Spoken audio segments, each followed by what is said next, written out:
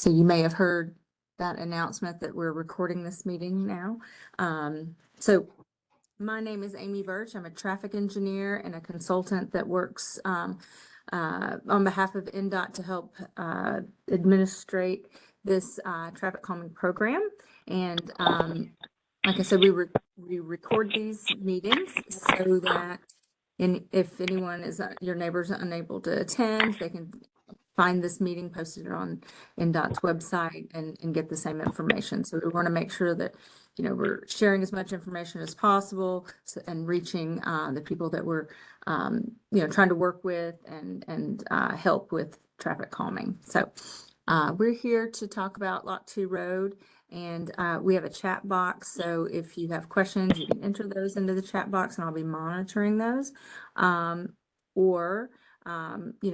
You can certainly unmute yourself and ask questions, and we can go along that way. But while we're doing the, if you're not asking a question or speaking, if you can try to stay muted so we don't have feedback as we go along and everybody can hear. So thank you so much for attending on your Wednesday evening to talk about Lot 2 Road and the traffic calming project.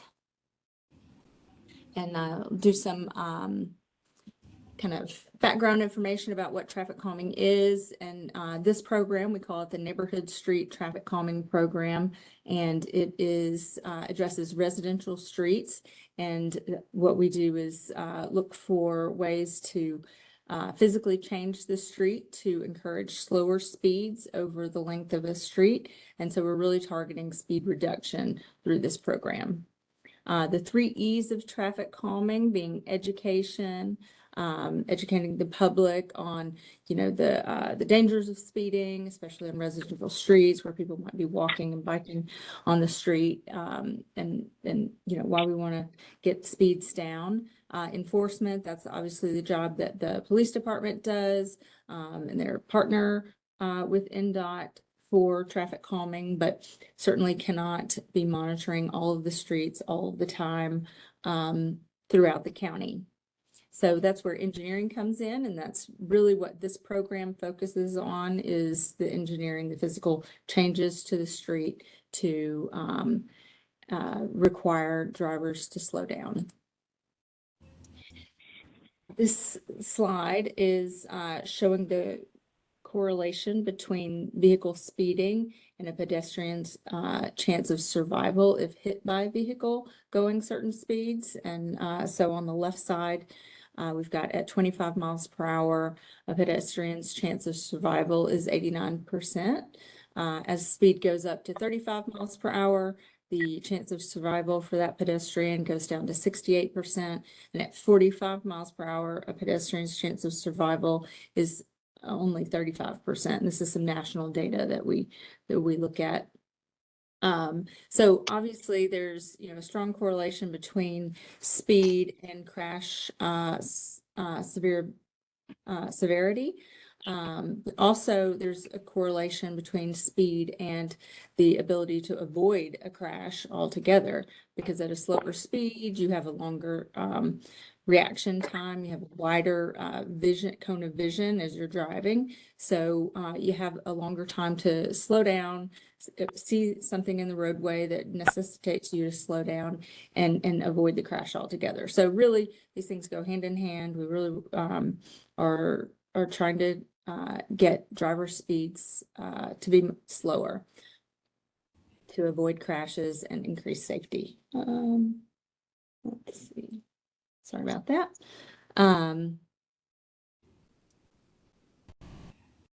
Now, the Neighborhood Street program, let's see, here we go. All right, so the Neighborhood Street program is really popular within Nashville. There's really been a high demand for traffic calming, unfortunately, because I think we just have some speeding on residential streets. Just want to point out some metrics. As of last spring, we had 480 neighborhood street applications. And this street, Lot 2 Road, was selected for traffic calming last fall. And at that time, NDOT selected 25 neighborhood streets from that list of 480 streets. And so this map is a map that we use to track the status of all the streets that have applied for traffic calming, where they are in the you program. showing, I'm sorry to interrupt. Are you showing a different slide? Because I'm still seeing slide 1. I put it in the chat. Oh, Your slides haven't changed for me. is everybody else able to? It just says Lock 2 Neighborhood Street Traffic Calming NSTC program. I'm Page seeing 1. the map. I'm seeing the map with the neighborhood street applications. Okay. You do see it? I do. It's Madison. I do see it. Yes. Okay. Yes, Charlotte, that might be on your end then.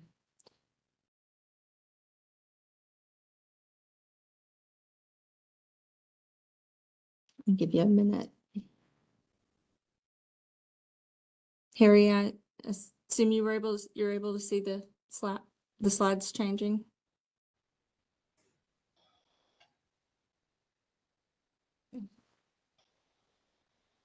All right. Well, we'll kind of keep going, and hopefully your system will work out. But Hub Nashville is what I was talking about before we really got started, about a really great tool that Metro Nashville has that is a way for citizens to reach departments for requests or maintenance issues. Your trash didn't get picked up, or there's a storm drain that's clogged that's causing flooding in your yard, or a street light is out and needs to be replaced. This is just a really great resource for Nashvillians to reach the correct department to get that issue resolved, or an answer to your question about something.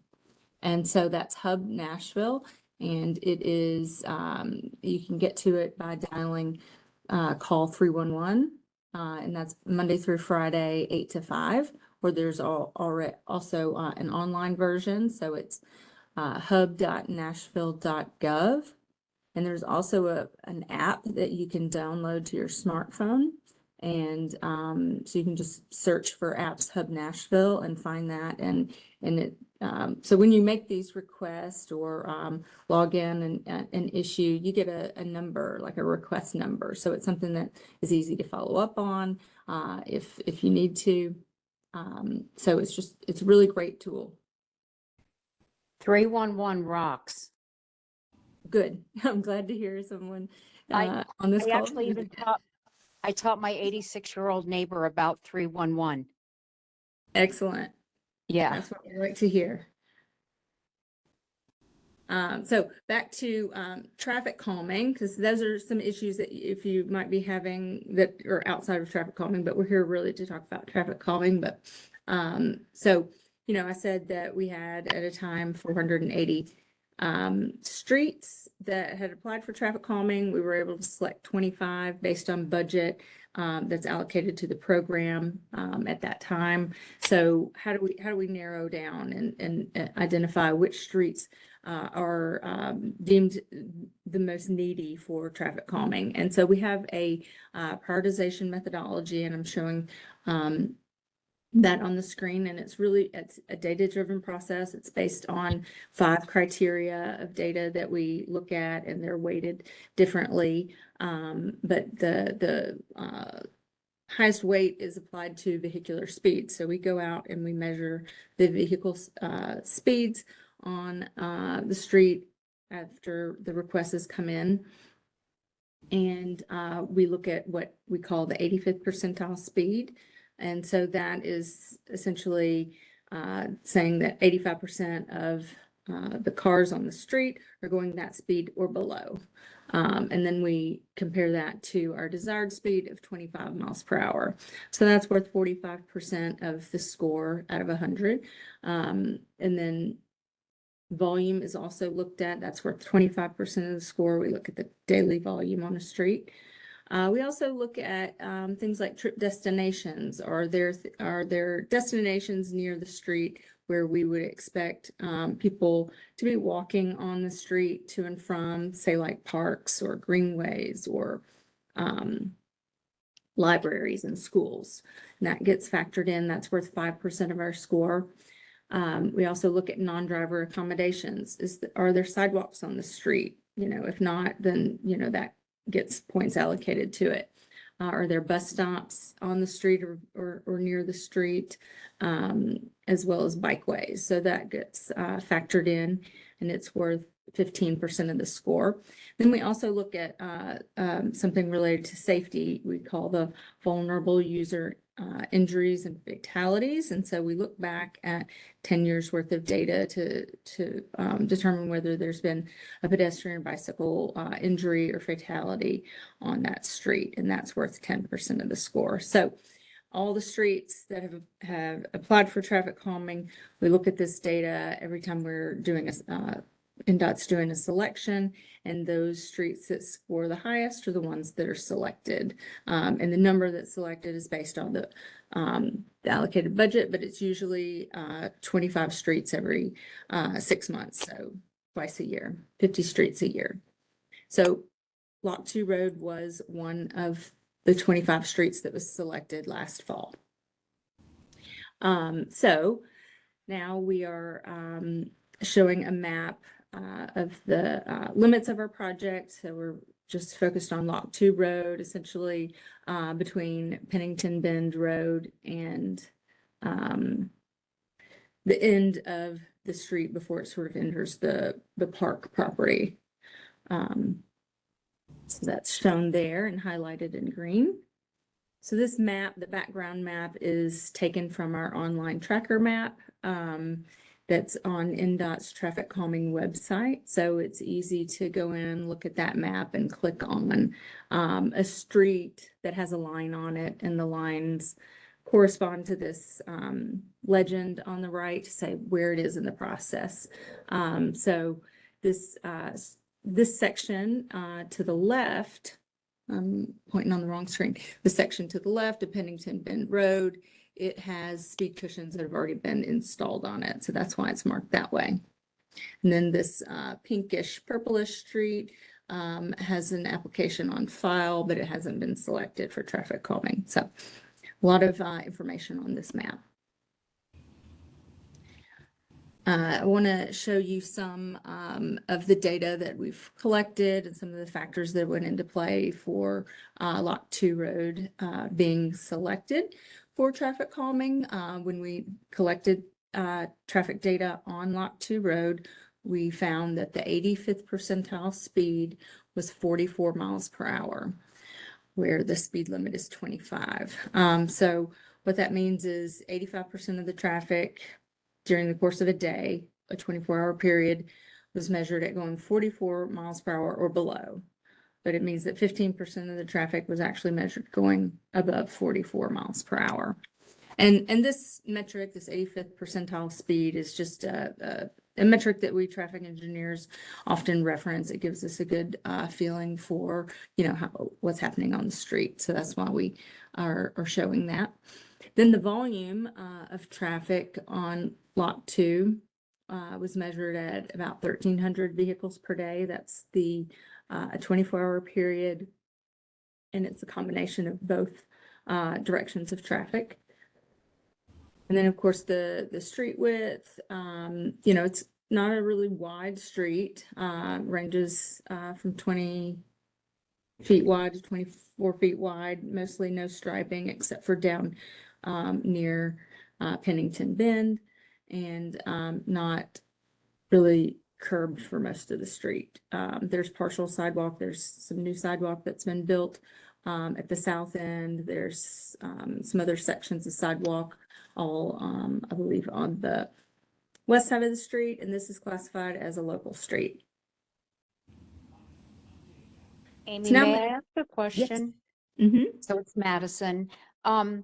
Where it says like the 44 mile an hour, how did they come up with that? Did they have like some kind of data resource out here that was collecting that information, or?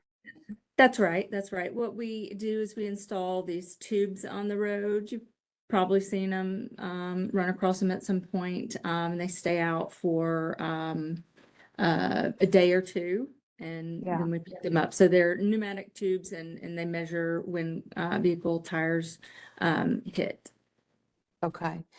I mean, I will say, quite frankly, the speed limit, even though it's 25, people are doing like 60 to 70 to 80 miles an hour. I fear that someone's going to go upside down and kill some of us on the sidewalk, to be honest with you, where we walk our dog, where I live at Pennington Bend. Mm-hmm. So Yeah. it's super concerning. And I think the So, data but is she showing. said that she didn't have anything to do, this traffic calming doesn't have anything to do with sidewalks or paving the street or addressing the horrible intersection that was installed. So what is calming? Are you just talking about speed cushions? Yes. Okay, Not we're just. not, so there's a big, we can't do that on lot 2 for a lot of reasons, but the main one is there are dump trucks that drive, my Yeah. property backs up to lot 2. So there are dump trucks full of gravel and big things, and they drive up and down lot 2 all day long. And if you put speed cushions there, there's going to be gravel and more debris and more mess back there and it's going to be extremely loud for me to hear dump trucks going over speed cushions all day long. So I highly object to speed cushions being installed on Lot 2 Road before any issue of the sidewalks or the intersection or anything of that is addressed. I don't think that speed cushions are a priority right now, especially because there's a property that is adjacent to the park that is a dumping site. It's a private property where those dump trucks go all day, every day, and they deliver loads and they drop it off there and they come back. And there's multiple every day. So speed cushions is not an option for Okay. for calming the neighborhood. Mm-hmm.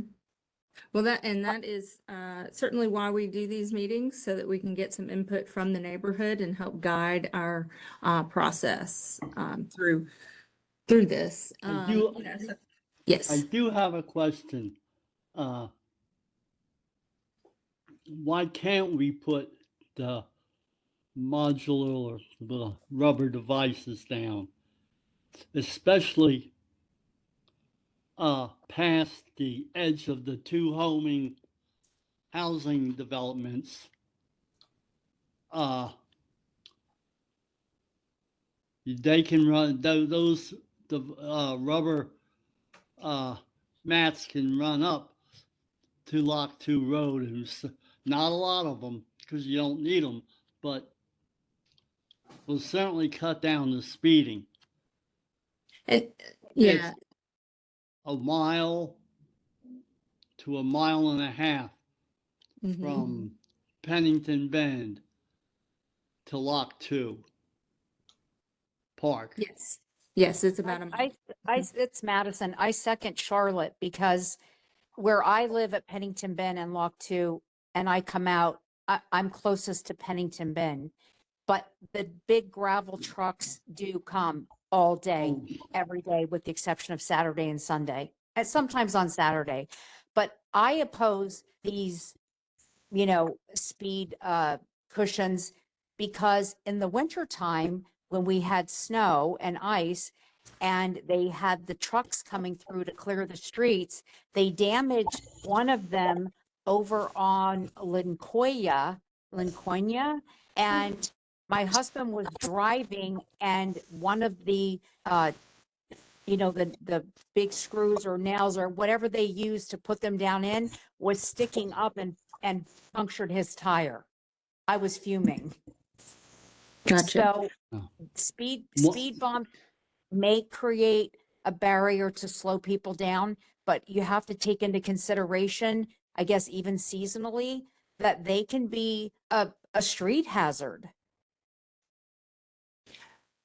I hear your concern. And so, like I said, that's why we want to have these meetings and because you live on the street every day, you have a good feeling for, you know, what's happening. And so, you know, if that's the case, then, you know, we will probably need to rework what our concept is. So it sounds like you're very familiar with speed cushions. I won't dig too deep into these. I'll say that was our proposal. It's a long street with high speed, so we thought that would be a good solution. But hearing about the dump truck activity and concerns about debris flying out of those as they travel over them, I understand that issue. So let's talk a little bit more about some of our other tools that may be helpful. We have speed tables; those cover the whole street instead of just the ones with the gaps with the speed cushions, because we use the speed cushions primarily, mostly because they better accommodate the emergency vehicles that have a wider wheelbase. Dump trucks may also have a slightly wider wheelbase, but and so are less affected.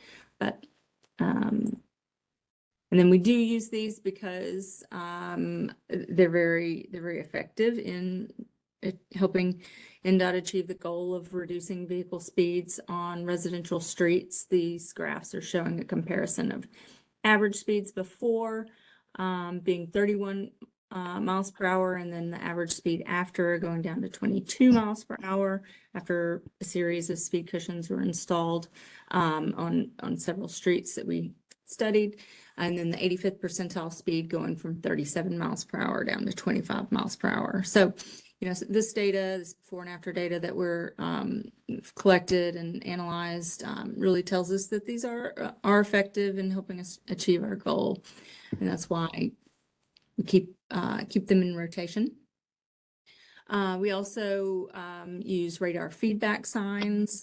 These are, posted along the roadway and just show a driver their speed as they approach the sign. They are usually paired with the speed limit sign like you see here, and they also give us some data results that we can review and look back at, because it can record that data, and these implementations have seen an average speed reduction of 6 miles per hour and a 7 mile per hour reduction in the 85th percentile speed where installed. We also do some narrowing with pavement markings. Sometimes there's wide streets, they may be 32 feet wide, and then don't have any markings, so we can add edge lines to narrow visually narrow the street, which can increase some comfort for pedestrians where there's not sidewalks. Then one of the things they did on La Jolla, because everybody was trying to avoid the speed bumps, people would drive over off the road a little bit.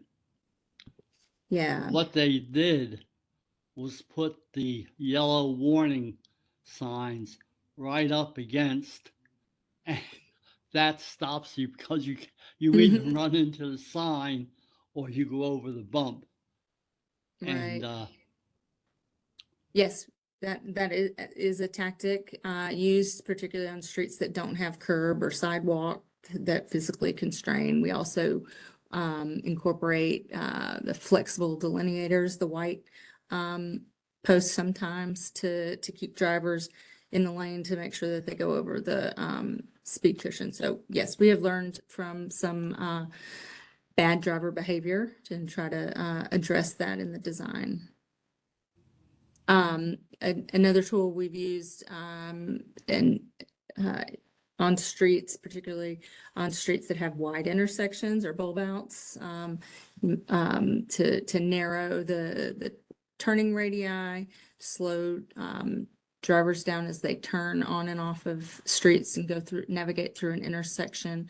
We'll often incorporate those white delineator posts that you see in the top right picture to help visualize the edge of the vehicular's path. This can narrow intersections and which improves safety for pedestrians by shrinking the intersection and shortening pedestrian crossing distances through the intersection.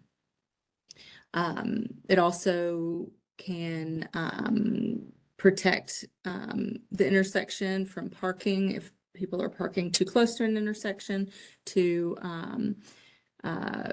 improve sight lines at the intersection.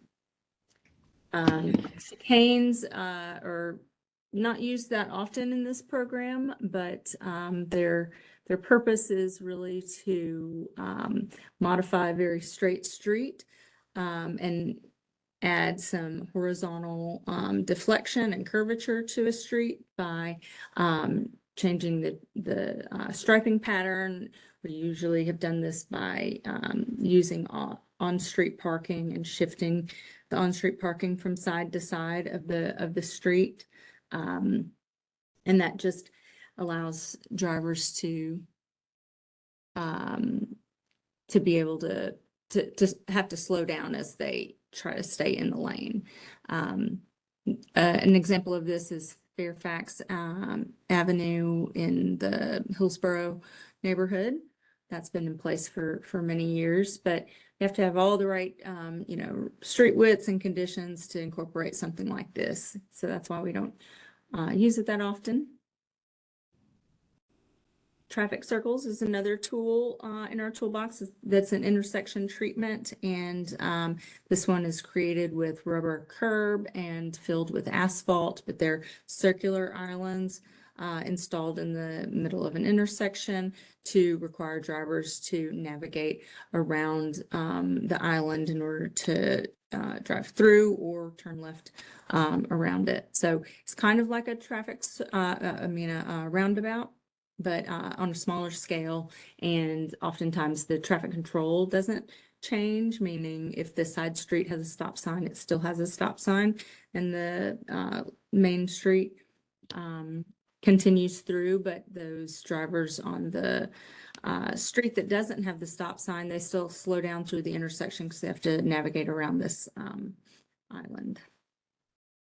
So that was our toolbox, and now I have a concept to show you, but I've already heard some input that is going to send us back to the drawing board, I believe, but I'll go ahead and put it on the screen and show you. But before that, are there any other questions about our toolbox and why we're here? So we had thought that a series of speed cushions would help slow drivers down through the street, thinking that it's a very straight street and not an overwhelming amount of traffic volume. So the speeds that we measured were quite high. And so that's why it was one of the reasons it was selected for traffic calming, having that 85th percentile speed of 44 miles per hour. So, when we do speed cushions, we typically place them in a series. So that's why they are laid out this way. But it sounds like we need to think differently about what to do about the speeding on this street, hearing about the dump trucks going to the end of the street. And that's not just because of the construction. This is, and I'm asking that question, I guess. The dump trucks is not. No, the dump trucks have nothing to do with the new construction at the end of Pennington Bend. I mean, I don't think that they haul from there, but they are a private company and they are dumping at the park, like near the park. So they have to come from wherever they're coming. Actually, I know it's not from the new build because I've seen them coming in at McGavick. So I know they come from further away than the new construction, but they they come all the way down Pennington Bend, all the way down Lock 2. They go onto a private property, they dump everything at the back of the neighborhood, and then they come out and they drive back out the way. I mean, speed cushions just sound like I'm already unhappy with, the horribly designed intersection, the horrible patch job they've done on the roads. So I've actually started going out Riverbend, my road, which has got a lot of street parking.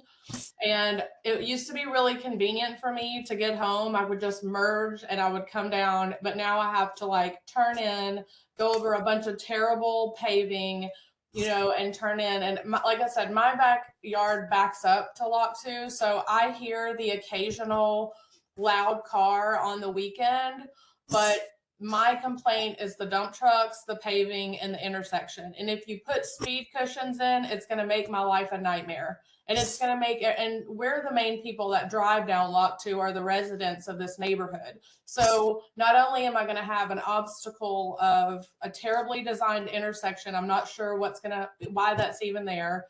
And then terrible patch job that I don't know when it's going to be smoothed out. But then I would have speed cushions on top of it. I would never drive down that road ever again. It would be an obstacle course. And so I hear you that there's sometimes loud cars that drive up and down the road in the weekends and they'll drag race type, every now and then. But that is the least of my concerns. I would rather have sidewalks, some lines on the road, smooth roads to drive on. I feel like sidewalks, do you have any input on whether sidewalks get put in? Is that not part of the calming tools? No, sidewalk is a separate program and is not part of traffic calming. We don't have anything to do with that, but it's certainly something you can put into the hub as a request for sidewalks. And I'm sorry, I apologize. I never could see your screen. So you said speed cushions. You said radar feedback signs. Like the digital signs that track your Yes. speed. Okay. Yes, and lines or striping on the street is something that we can do with this program, and traffic circles, but I don't believe that that is going to be something that's applicable to this street. Maybe the striping, but I would hate for you to come out and put stripes on the road and then them just come and repave it and smooth it out, because you'll just have to redo the lines on the road. Sure, and we would coordinate that, if that were What about a stop sign?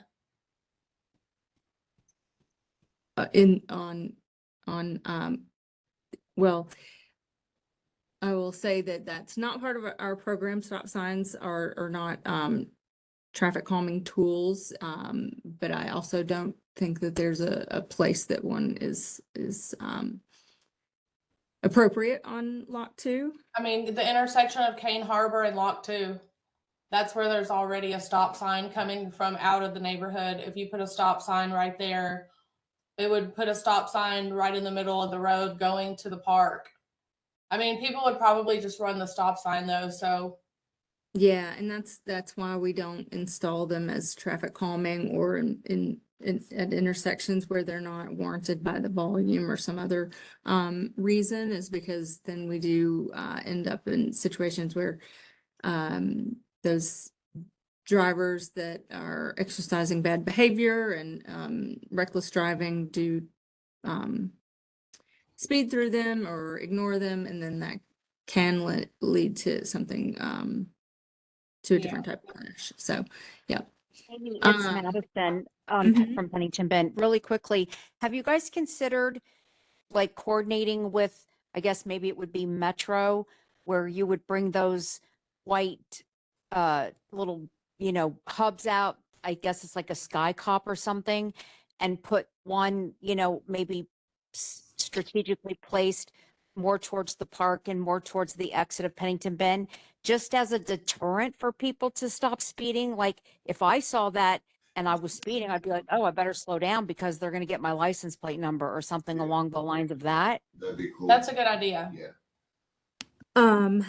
We have not, and that's actually the first time anyone's asked me about that, but, it's something I can take back to NDOT and see if it's, something that we could, work. I don't know if NDOT has those or if they are, MMPD's, devices. I have seen them. One tool that NDOT does have are the radar feedback trailer. So it's not a permanent install sign, but it's a trailer, and it's something we could, put on the side of the road, and it's a reminder to drivers that they're driving too fast. And they install them for about a week, and then they come pick them up and move them elsewhere into the city where people have requested them. So that's an option just know too. there's- It's oh, very sorry. There's so many of those trailers that are on Donaldson Pike in a parking lot where it used to be like, I think, Tuesdays or something like that. And there's so many of them. And I was like, why don't they bring them out here and make that a deterrent for people to stop the damn speeding? Because, Yeah. When I'm walking I have, 2 dogs, little dogs. And when we're walking on the sidewalk, I'm watching people tear down the road. And as Charlotte suggested, maybe another stop sign farther down in that residential, like becomes like sort of a 4-way stop instead of just the 2-way stop. That Right. might be a deterrent too.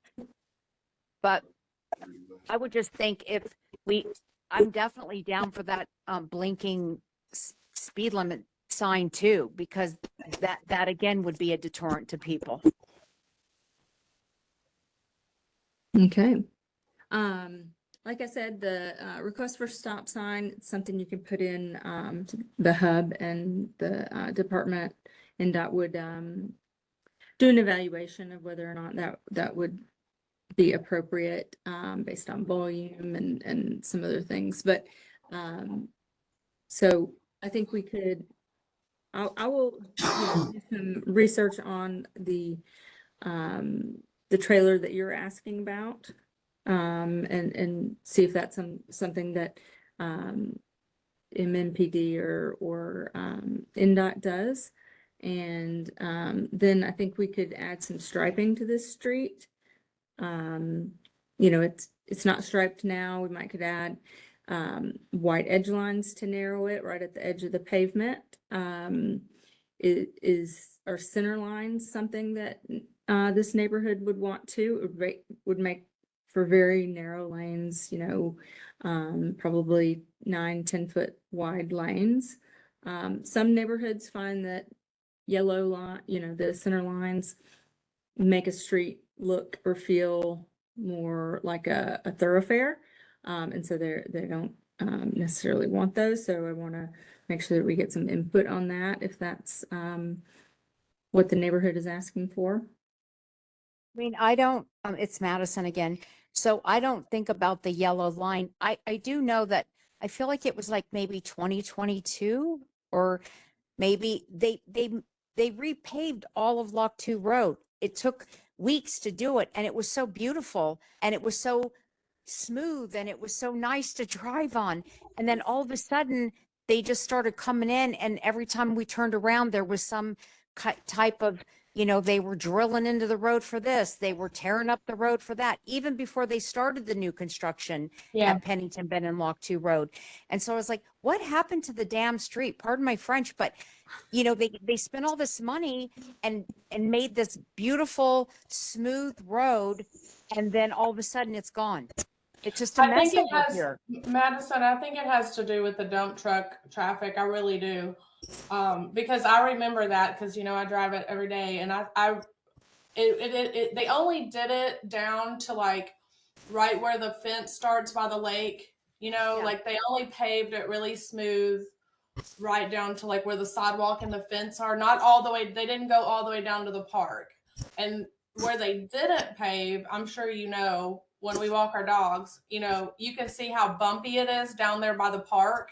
Yes. Like it's like wavy down there by the park Yes, now it because is. that's the Yep. place they didn't pave back in 22. Yeah, it's just I really think it has to do with because there's not a lot of traffic. I mean, I really don't feel like it's like a very busy road at all, but during the day I work from home, so I hear the dump trucks all the time.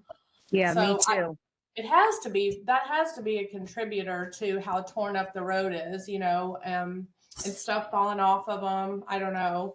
But Madison, I have to go, but I wanted to ask you before we end. I put it in the chat, but I love that you were proactive about the monstrosity at the beginning of the split. I don't know who designed that or what the purpose was. I know there's already been one accident. Somebody went to merge not knowing that was there and they got into a wreck. Yes. So it just I'm not exactly sure what the plan is because they said they're not putting in a light there. They're just going to leave it a stop sign. So I'm not sure. But how can I stay up to date on what you're doing with finding out information on that? I'll send you my phone number and we can stay in touch because I have been talking about it early on when I first saw it happening. I was like, what are they doing? You know, because what happens is the garbage truck has to back up. The UPS truck has to back up to go into those people's house to deliver. I watched, it's crazy. I was like, who designed that? The United States Postal guy can't even deliver the mail. He has to pull up down Walkthrough Road and then he has to go in reverse and back down into like that little parking. It almost looks like a parking space now. Right, it does. Oh, And wow. so that's when I got involved with the engineers that are involved in that. And now Jeff Gregg, who's our representative, he's now involved and he is petitioning to have it completely removed. Oh, hallelujah. Okay, But well, they would literally have to, you know, really rework that road because it's such a it's just a mess. I put my phone number in the chat. Okay, and I'll send you mine over too. Well, thank you, everybody. Please no speed cushions. That's my final No plea. speed cushions, no speed cushions, no Well, speed cushions. Our whole program, and I didn't get to the end, and I'll carry on for those that are staying on, but the speed cushions require a vote from the neighborhood, those properties that abut the street. So even if we were to, you know, pursue that route, it would still require 66% of the people who vote to vote in favor of the speed cushions. So, you know, it sounds like there's not support for that. And you know, our goal is to come up with a plan that is supported by the neighborhood before it would go to any sort of ballot and vote. So I'm hearing what's being said. But I want to make sure that everyone, you know, that's participating on the call, you know, has either similar sentiments or, you know, if we want to make sure we hear from everyone, essentially is what I'm saying, that and that's why we do have a voting process for the traffic calming projects. Thank you, Amy. I really appreciate all of your efforts. You're welcome. Thanks for participating. So I'm just going to carry on. Charlotte, I can email you the slides if you put your email address in there as well. Or I'll put mine in and you can email me. How about that? Okay, yeah.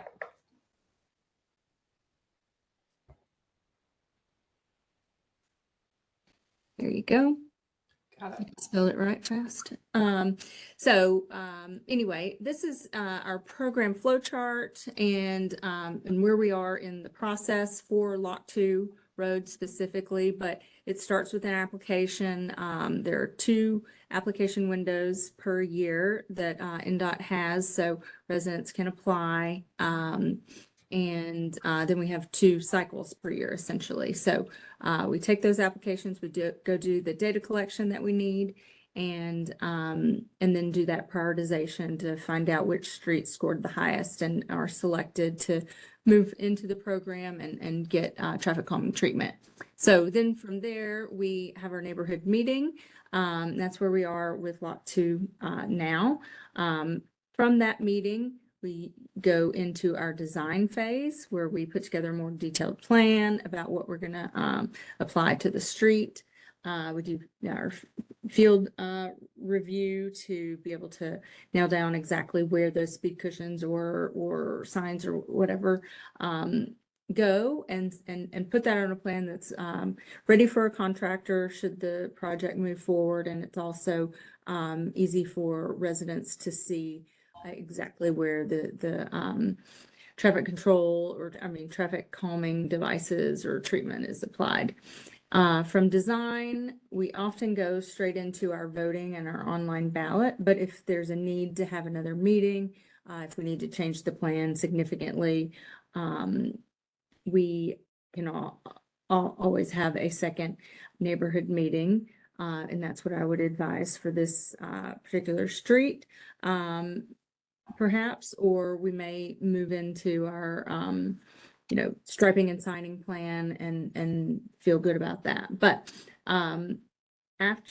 once the design is complete and we're ready to get the neighborhood's input, officially about the street, we do an online ballot. That's about a 2-month period of time.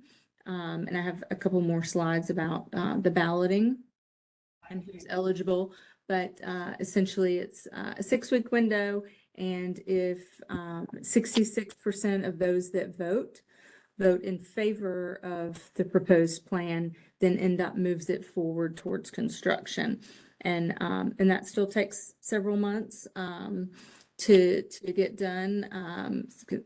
NDOT doesn't order all the materials for a particular project, because if it doesn't, pass the ballot, then, we don't necessarily need those materials, but it's a funded project. But that's how we stagger out the construction.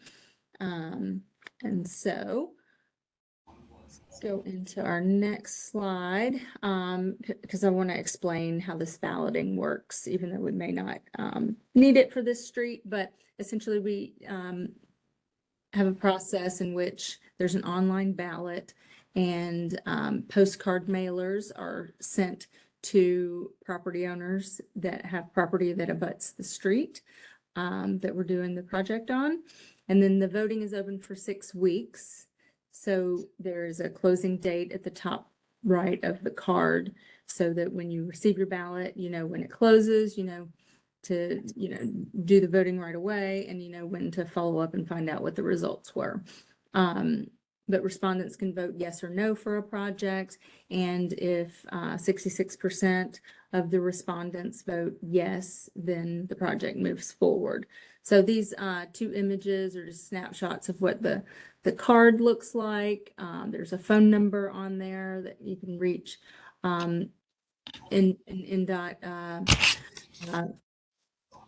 project manager to get assistance if for whatever reason someone receives this and they aren't able to vote online using the QR code or the web address that's listed there. And then we have unique IDs to make sure that we don't have duplicate voting, and make sure that we're receiving the input from those that are most affected on the street, that have property that touches the street. And then it's just an online form. This is the snapshot of that. And then the ballot zone, particularly for Lot 2 road, if we were to move into that phase, is the properties that are highlighted, except for the ones that I've crossed out, because we don't, it includes residential properties, churches and schools, but not, businesses or vacant properties not included. And it's only that property that immediately abuts the right of way of the street. So in this case, if we were to be balloting, say, if we were moving forward with the speed cushion plan I had initially presented, then it'd be 97 eligible properties for the vote on this section of road. Now, this is my contact information and the NDOT traffic calming email address as well. And I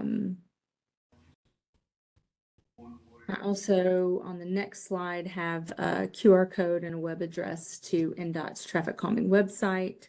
It's TrafficCalming.Nashville.gov.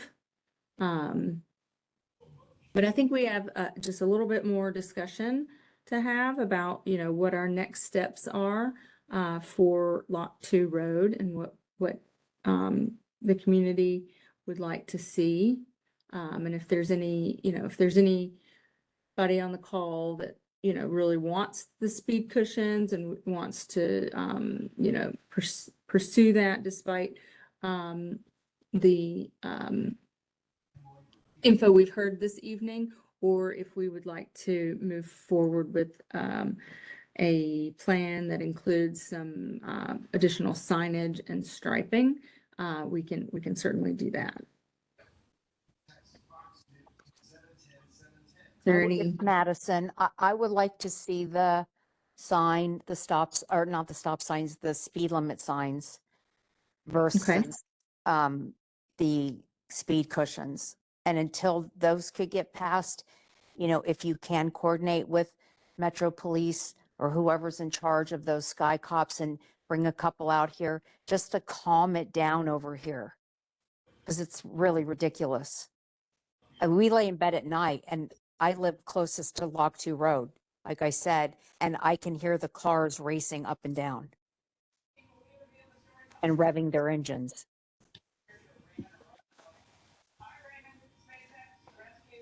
Okay. And I don't know if we need, what are they planning on, 7 sets? Mm-hmm. Because I think you could probably get by with 4. Oh, I definitely feel they're necessary, but if they're 8 feet, 800 feet apart instead. yeah, one, you'll never get up to more to speed at that distance, and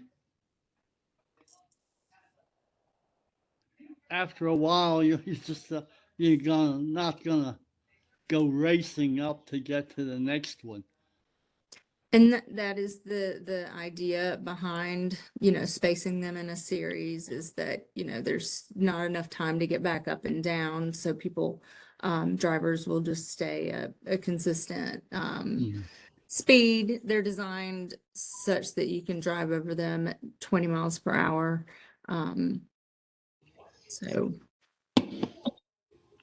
So it's Madison. So before I moved to Nashville, I've been here 5 years now in this property where I lived. I lived in Philly for over 30 years, and we didn't have speed bumps, or speed cushions, but we did have speed bumps on some residential high volume traffic roads. And so I don't know if would be an option either, versus putting in the speed bumps that can damage your tires, where you would just have more of like a concrete, or I don't even know what they would make them out of. I don't remember, but they were literally it literally was like a line that went across the road, and it was slightly raised, and it would decrease people's speed. They couldn't go speeding. Like what you see in parking lots more. Yes. Instead of asphalt. Yeah. We don't.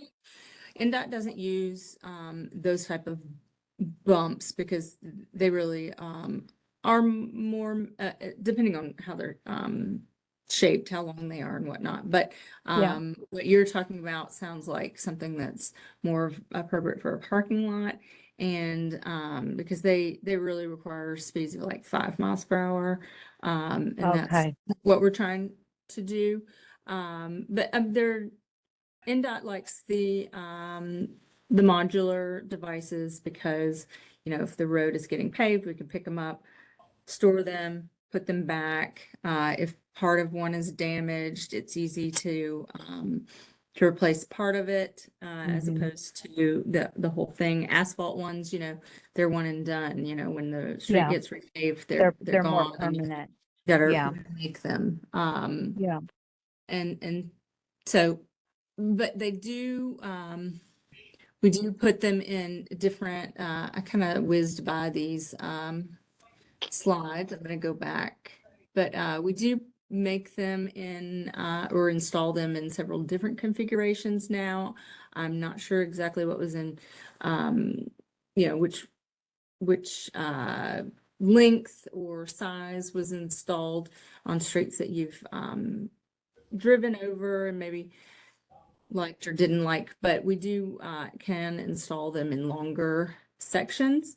And so this picture in the top left is 14 feet long. So they're smoother the longer they are, because it's not as abrupt as you drive over them. Yeah. So that is a possibility. As well, but I understand, things happen, I guess, with the one that got damaged with the snow plow, which, Yeah. doesn't happen all the Punctured our time. tire. Sure, sure, and I apologize for that happened I to was like, you. damn it, you gotta be kidding me. But My poor husband. the other 360 days of the year, Yeah. they're improving safety and reducing speed on a residential street where people are walking their dogs and may not have Yeah. sidewalks. So, Yeah, you they have know, kids and everything else. Yeah, for sure. Well, so, I appreciate all of your effort and whatever you can do to, make Lock 2 roads safer and quieter. And I know you're not overseeing the mess at the end of the road. So we kind of have like a dual, problem here. We have high speed and we have a disaster at the end of Lock 2 Pennington Bend Road. And then we have all this high traffic of all these dump trucks. And Charlotte's completely right when she said, it's noisy. You can hear the gravel popping out when you're behind them. I've been behind them before where I can hear the little ding on my windshield. So that might be a whole different issue. I don't know. That's not tonight's issue, but that might be something else that has to be investigated. mhm. So, So, I'm wondering if our path forward is simply, like white edge lines. There wouldn't really be this shoulder between. yeah, And then a couple of those signs speed, like yeah, I this. think that's my vote. I mean, I know that I'm just one of many, but Yeah. that for me is, I think it's less invasive and less intrusive on the road. And I think that, posting speed limit signs out there that are blinking and flashing, I believe in my level of common sense that people are going to look and be like, oh, I got to slow down because there are no signs out there.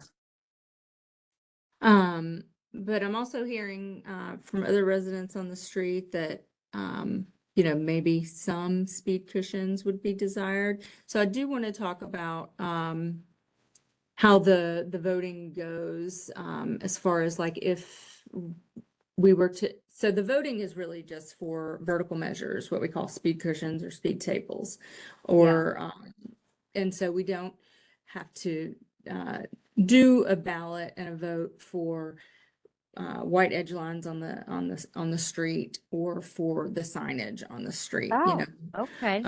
So if we were to put forward a plan that incorporated some speed cushions, maybe more strategically placed, and not as many, but that still doesn't gain the support from the neighborhood, then we could then come in and do the signage and the markings instead, the Okay. pavement markings instead. So that's an option, a route that we could take if and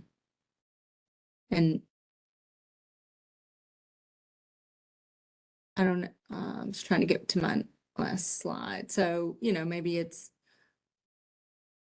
one down here in this area and one somewhere in this area to slow people down. But we still have the whole problem with the darn dump trucks and the heavy traffic of them, and I mean, I don't know, the weight of them, I would see that maybe they'd be damaging those speed cushions because those trucks come full and they leave empty. Just a thought. Yeah. Right. It is a good thought. One of the things we have done in places where we have heavier truck traffic are the tables that go the whole length of the street instead of the cushions because of the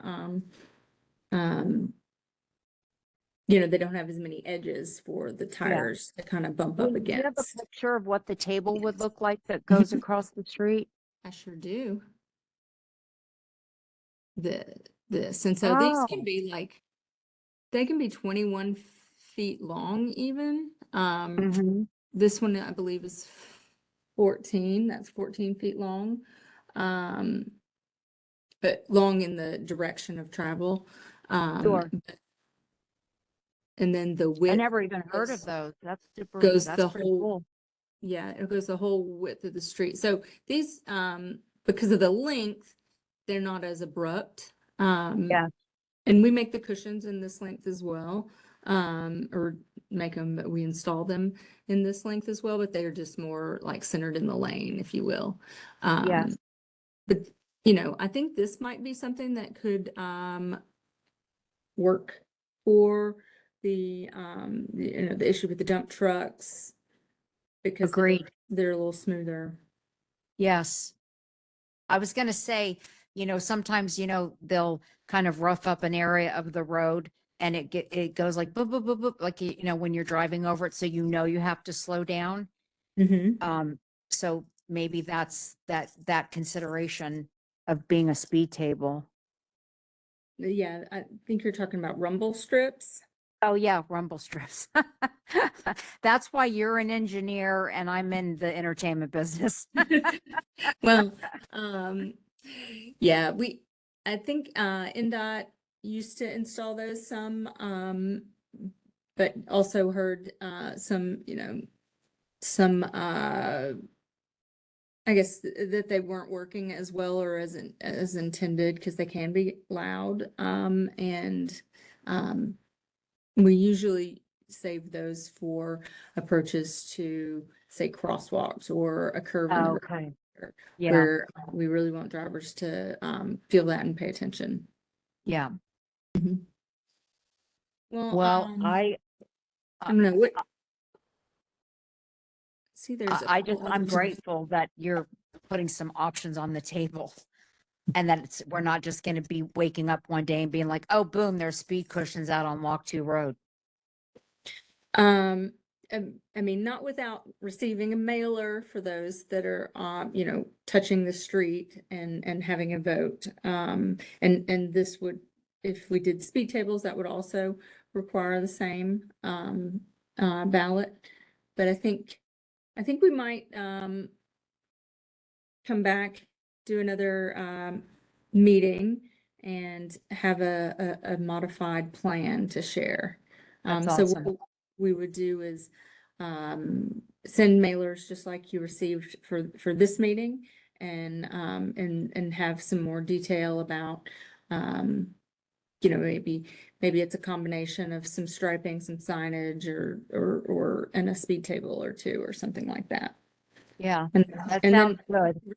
still wanting to get feedback. That's why we do these meetings. So, and then we would do a ballot if we were going to proceed with a plan with vertical measures. Well, So, I'm happy to participate. I do have to jump off here. My battery is actually getting ready to die. yeah, well, we're wrapped up anyway. So, Okay. we'll be in touch when we're ready to share a different plan Okay. in the next month or so, and then And I'll go let from my there. neighbors that weren't able to join tonight, I'll let them know as well. Great. And TrafficCalming.Nashville.gov is where we post these videos of the meeting. And so you can direct them there. We'll have this meeting posted in a few days so they can get Okay. the same information. Thank you for Thank you. participating. Thank you, Amy, so Appreciate your much. input. Thanks again. Thank Bye. you. Bye.